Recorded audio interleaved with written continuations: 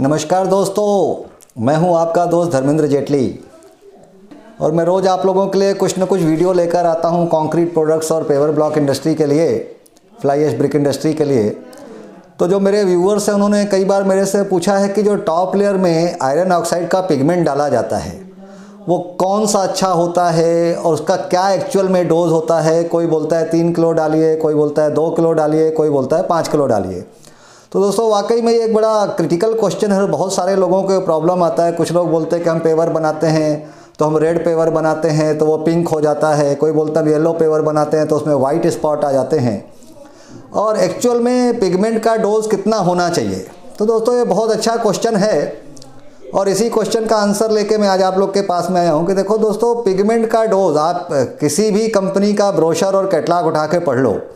जैसे इंडिया में जो कलर्स अवेलेबल हैं उसमें लेंसेक्स एक ब्रांड आता है, जैसे बेफोरेक्स कंपनी का वो ब्रांड है, एक DCW आता है, टाटा आता है, योगजिन आता है, ऐसे बहुत सारे कंपनियों के पिगमेंट्स आते हैं। ये आयरन ऑक्साइड पिगमेंट्स होते हैं। तो दोस्तों आयरन ऑक्साइड पिगमेंट का अगर आप उनसे ब्रोशर देखिए, पढ़िए, तो उसमें आपको उनका जो रिकमेंडेड डोज होता है that is based on white cement. वो 2.5% हो, 3% हो, 5% हो, जो भी उसने कंपनी ने रिकमेंड किया है। तो आप देखेंगे किसी भी कंपनी के ब्रोशर में आपको, अगर आप गौर से पढ़ें, मैंने हालांकि 1-2 कंपनियों के ब्रोशर पढ़े हैं, तो जो मैंने देखा है तो उसमें उन लोगों ने जो रिकमेंडेड डोज डाला हुआ है वो that is based on white cement. क्योंकि कलर कोई भी जो बनता है तो नॉर्मली वाइट सीमेंट से ही बनता है, वाइट पे ही किसी कलर का टेक्सचर आता है। तो उन लोगों ने जो रिकमेंडेड डोज है वाइट सीमेंट पे है। तो मोटा मोटी जो इंडिया में चलन है कि लोग ग्रे सीमेंट से बनाते हैं और उसमें करीब करीब वो सीमेंट का 6% डालते हैं। मतलब अगर वो 50 किलो सीमेंट इस्तेमाल कर रहे हैं तो उसमें आयरन ऑक्साइड का डोज 3 किलो डालते हैं।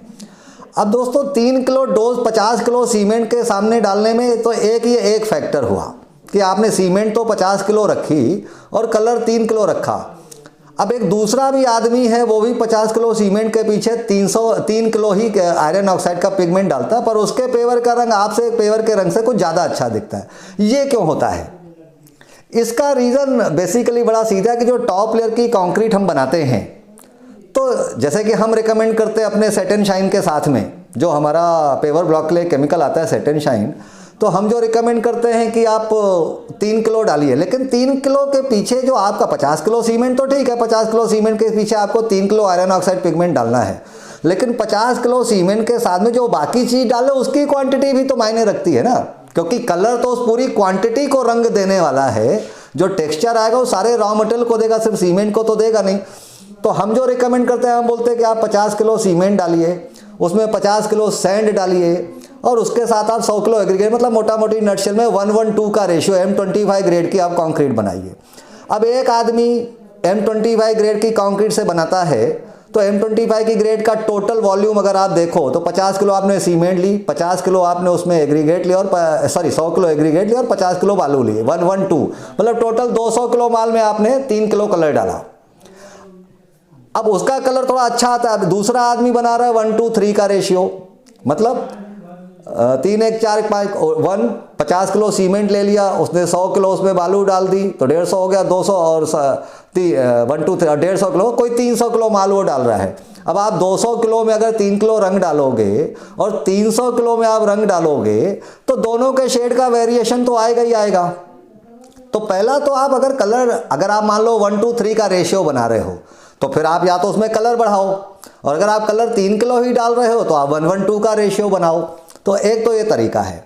अब दूसरा है कलर डल होने का कारण क्या होता है, पेवर ब्लॉक का कलर डल क्यों हो जाता है। पहला तो कुछ लोग उसको जब रिकमेंडेड है कि आप उसमें वाश डेम सैंड डालो या रिवर सैंड डालो, लेकिन फिर भी लोग लाइम स्टोन का या ग्रेनाइट का या जो भी उनको डस्ट अवेलेबल होता है जो बैक लेयर में डालते हैं वही डस्ट वो डाल देते हैं।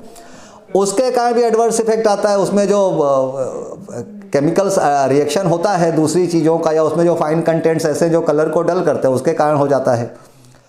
तो टॉप लेयर बनाने के लिए एक तो आप साफ सुथरा मटेरियल इस्तेमाल करिए, क्योंकि वो कोट है। आपने शर्ट अंदर कौन सी पहन के रखी है कोई देखने नहीं आ रहा है, लेकिन आपका जो कोट है वो तो एटलीस्ट चमचमाना चाहिए, because the impression comes from your coat. Shirt आपकी कोई चेक करने को नहीं जा रहा है। तो आपकी टॉप लेयर जितनी अच्छी आप बना सकते हो तो आपके पेवर ब्लॉक को देख के कस्टमर के दिमाग में उतना ही अच्छा इंप्रेशन जाता है। अब आयरन ऑक्साइड के पिगमेंट में भी आप देखिए कुछ लोग केमिकल्स जो यूज़ करते हैं। अब आयरन ऑक्साइड एक्चुअली एक ऑक्साइड है, जैसे सीमेंट एक ऑक्साइड है, ऐसे ही आयरन ऑक्साइड का पिगमेंट भी एक ऑक्साइड है। अब उस आयरन ऑक्साइड के पिगमेंट में वो आयरन कंटेंट है। अब आयरन कंटेंट में अगर आप क्लोराइड यूज़ करोगे, कोई भी क्लोराइड बेस्ड केमिकल अगर आप आयरन कंटेंट के साथ में यूज़ करोगे तो उसके कलर को डल करेगा, क्योंकि क्लोराइड का काम ही, आप मेरे कहने पे नहीं, आप गूगल करके देख लो कि effect of chloride on iron या स्टील के वो कोरोजन करता है। अब आपने जो आयरन का पिगमेंट, आयरन ऑक्साइड का पिगमेंट है, वो आयरन का ही बाई प्रोडक्ट है।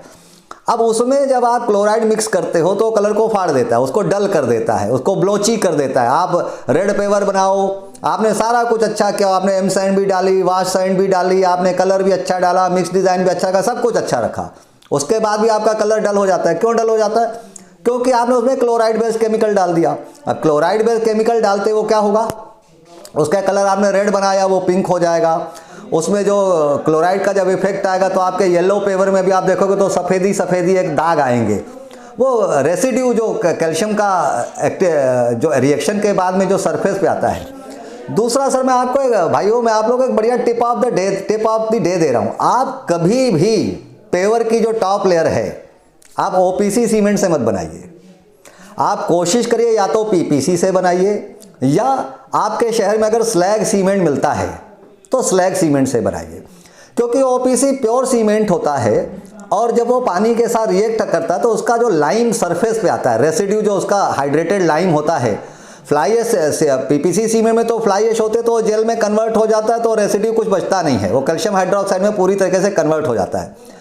लेकिन ओपीसी सीमेंट का लाइम सरफेस पे आता है। आप देखो दीवारों पे जो प्लास्टर होता है तो पहले तो दीवारों का प्लास्टर एकदम चमचमाता ग्रे दिखता है, जैसे ही सूखता है वो सफ़ेद हो जाता है, क्योंकि सरफेस पे वो लाइम आता है। इसको लाइम लिंचिंग बोलते हैं। वो ओपीसी सीमेंट कहीं ना कहीं फास्ट सेटिंग होने के कारण थोड़ा सा एफ्लोरेसेंट क्रिएट करती है।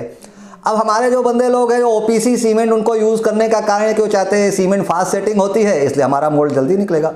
तो वो तो प्रॉब्लम, आप जब मेरा सेट एंड शाइन डालते हो तो सेटिंग की प्रॉब्लम तो वैसे ही कम हो जाती है, दूर हो जाती है।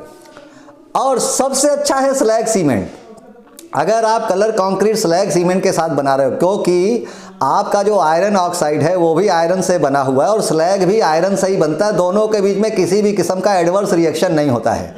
तो आप जब स्लैग सीमेंट से पेवर्स बनाते हो तो आप देखिए, अगर आपने ग्रे पेवर भी बनाया तो वो मिल्की वाइट निकलता है, इतना अच्छा टेक्सचर, आपको लगेगा आपने उसमें टाइटेनियम ऑक्साइड डाल दिया है। तो आप स्लैग सीमेंट कोशिश करके यूज़ करें अगर आपके शहर में अवेलेबल है, और अगर नहीं है तो आप उसमें ओपीसी सीमेंट डालें। आप येलो कलर बनाइए स्लैग सीमेंट से, बहुत अच्छा टेक्सचर आता है। और अगर आप ग्रे सीमेंट से, क्योंकि देखिए वाइट सीमेंट बहुत महंगी होती है, तो मैं आपको एक बहुत अच्छा इकोनॉमिकल तरीका बताता हूँ कि अगर आप वाइट सीमेंट इस्तेमाल नहीं करना चाहते हो महंगी होने के, तो कंपटीशन का ज़माना है, हर आदमी को 2 पैसे का प्रॉफिट भी चाहिए। तो अगर आप वाइट सीमेंट नहीं यूज़ करना चाहते हो टॉप लेयर में, तो आप अगर ग्रे सीमेंट यूज़ करो तो ग्रे सीमेंट के साथ में पहला तो आप स्लैग सीमेंट यूज़ करिए, तो आपका 90% समस्या कम हो जाएगी। और उस ग्रे सीमेंट में भी आप 50 किलो सीमेंट के पीछे 200 से 300 ग्राम टाइटेनियम ऑक्साइड, एक ब्राइटनिंग एजेंट आता है, थोड़ा महंगा होता है, 250-300 रुपये किलो होता है, मार्केट में रूटाइल और कई कंपनियों के मिलते हैं। तो एक्चुअली बेसिकली टाइटेनियम ऑक्साइड एक ब्राइटनिंग एजेंट है। आप अपने चारों तरफ जितनी भी एक्स्ट्रा सफ़ेदी कहीं दिख जाए, मतलब एक्स्ट्रा सफ़ेद पुट्टी दिख जाए, एक्स्ट्रा सफ़ेद कार दिख जाए, एक्स्ट्रा सफ़ेद मिल्क पाउडर दिख जाए, एक्स्ट्रा सफ़ेद बॉडी लोशन दिख जाए, एक कोई भी चीज़ जो कुछ ज़रूरत से ज़्यादा सफ़ेद दिखती है, आपका जेके बॉन्ड का या किसी भी कंपनी का जो पेपर लेके आते हो, जब पेपर बनता है तो बड़ा मरा मरा सा पीला पीला होता है, पल्प से ही बनता है, उसमें भी टाइटेनियम ऑक्साइड वर्ल्ड में सबसे ज़्यादा यूज़ होने वाला कलर है। तो आपको मैं बड़ी शानदार टिप दे रहा हूँ कि अगर आप ग्रे सीमेंट से येलो पेवर या कोई भी लाइट शेड आप बना रहे हो तो उसके लिए आप हमेशा टाइटेनियम, कोशिश तो करें वाइट सीमेंट से बनाएं। अगर आपको कस्टमर पैसा देने को राजी है, नहीं देता है तो आप टाइटेनियम ऑक्साइड डालिए और स्लैग सीमेंट यूज़ करिए टाइटेनियम ऑक्साइड के साथ में, और हमारा सेट एंड शाइन यूज़ करिए, आपको बहुत अच्छे रिजल्ट्स आने वाले हैं। मैं सेट एंड शाइन की आपके साथ कोई मार्केटिंग नहीं कर रहा हूँ, आप मंगा के देखिए और आप यूज़ करके देखिए, आपको खुद ही फ़र्क पता चल जाएगा। आप लोग जानते हो मैं आप लोग के साथ बिल्कुल प्योर नॉलेज शेयरिंग करता हूँ, कोई यहाँ पे बिजनेस की बात नहीं होती है।